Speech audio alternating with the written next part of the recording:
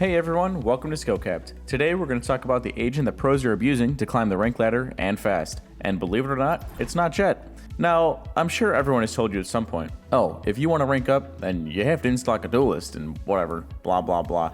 Well, they're not necessarily wrong, they're just overlooking one of the strongest and arguably the strongest agent in the game. And that's everyone's mean, green, flashing machine, Skye.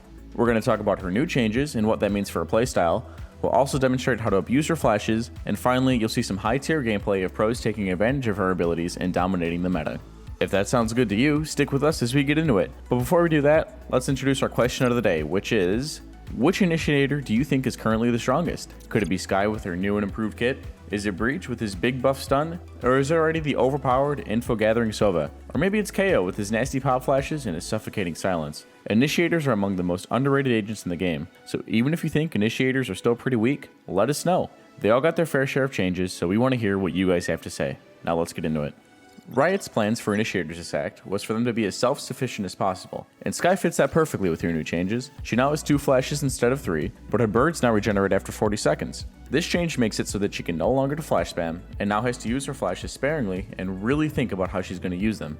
Despite these changes, she can still be very aggressive and pull off some flashy, pun not intended, plays. The amount of time it takes for her to recover from using her flash is now next to non-existent, meaning when you send out your bird, the time it takes for you to pull your gun back out is extremely low.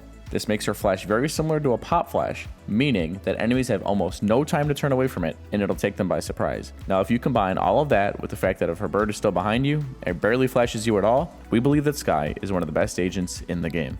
But her flashes aren't the only reason why we believe that she is borderline overpowered. Her Trailblazer, better known as her dog, is a super effective way of clearing out multiple angles for your team without risking much. With the recent patch, her loyal companion can now even see further than before. So instead of your duelist baiting you, they can bait your dog instead.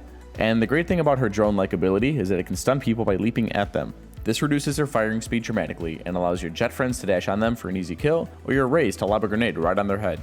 Now with all that being said, it sounds like Skye should be one of the most picked agents out there, right? Well, not exactly. According to ValorBluff.com, Skye only has a pick rate of 14.5% across all ranks, and her win percentage is only at 47.7%. So why is Skye picked so rarely, and why isn't she winning more? Well, that's because most players concentrate on getting kills, and that's it. At the end of the game, everybody looks at the top of the leaderboard and assumes that everyone at the top are the best, while everyone at the bottom did a terrible job. What people don't realize is that initiators like Skye makes everyone's lives so much easier. Her flashes and her dog are fantastic at gathering information and baiting out utility, and without a good initiator on your team, games are going to be much harder to win. Also, some people try not to pick her because they're afraid that they're going to flash their teammates. Have you ever had that feeling where you're playing a flash character, you flash as you're about to enter the site, and your teammate dies because you destroyed their retinas? Yeah, it's a pretty terrible feeling. Which leads me to my final reason why players tend to shy away from agents like Skye, and it's because they can often be difficult to use. Nobody can pick up Skye and expect to pop flash perfectly, gather a ton of information, and most importantly never flash their teammates. They also require a lot of teamwork, which is very rare in ranked.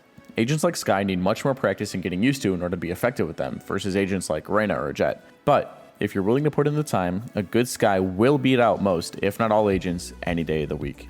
And before we move on to how pro players are abusing Skye to climb rank this season, I wanted to say if you guys are really looking to improve, we highly recommend you check out our hyper improvement system on SkillCapped.com.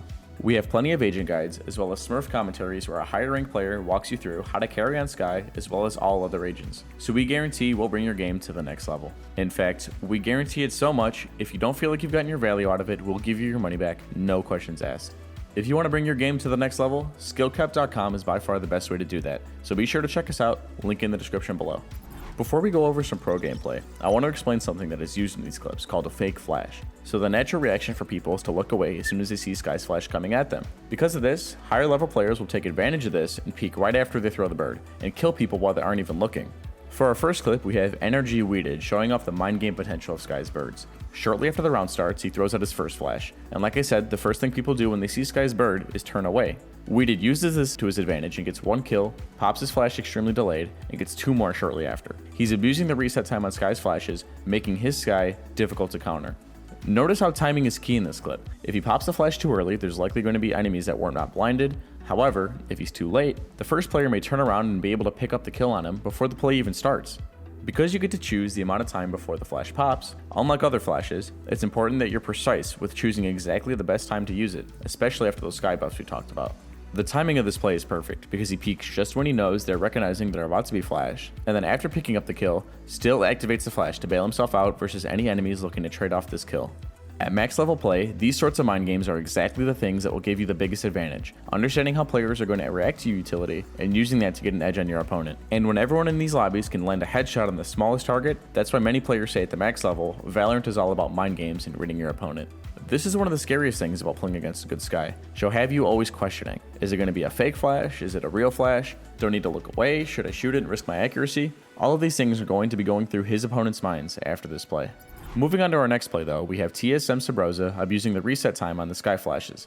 He starts by throwing out his bird out of the smoke, but instantly popping it, making it near impossible to turn away from. After that, he heads in a mailroom and pops another flash, which snags him another easy kill. Now if you're the Sage or Omen in this clip, there isn't much you can do but pray the Skye isn't actually pushing you. So why didn't he fake flash there? His teammates are fighting mid, his Euro calls out there's a lot of enemies close, and he knows that he doesn't have much time. He has to make a move before his teammates die, meaning that a fake flash would simply take too long.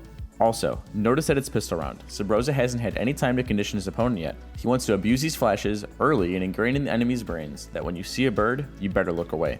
Now later in the game, he can throw fake or delayed flashes with confidence that his opponents are going to be looking at walls. All of this feeds into the mindset that Skye really is a mind games character.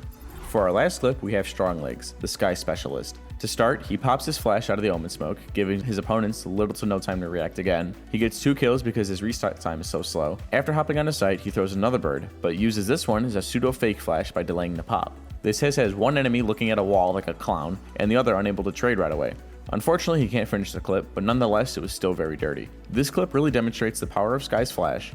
His teammates are trying to execute out of an Omen smoke, and had his teammates not died, that flash would have popped behind them, barely flashing his team, while at the same time, completely blinding the enemy. But since his teammates died basically when they came out of the smoke, he knows that there's at least one close by. After he gets those 2 kills, he knows that he's conditioned his opponents to expect a pop flash. Knowing this, he chooses to delay his next flash. Because Reyna just watched her other 2 teammates get flashed, she turns away and makes herself an easy kill. She even gets blinded by the delayed pop. All of this combined, Stronglegs has now turned a hopeless round into one that came down into a single lane duel. Now these players all have a good amount of hours in the Skye, and if you're willing to do the same, you too can pull off plays like these. Lastly, if you're really looking for the best way to improve your KDA and bring your game to the next level, be sure to check out SkillCapped.com, link in the description below. Alright, if you haven't answered already, who do you think is the strongest initiator? And while you're at it, hit that subscribe button and ring that bell so you won't miss any of our premium guides. We have one goal in mind, and that's to make you folks the best Valorant players you can possibly be. Thanks for watching, I'm Teets, and we here at SkillCapped want to thank you all for watching. We'll catch you in the next one.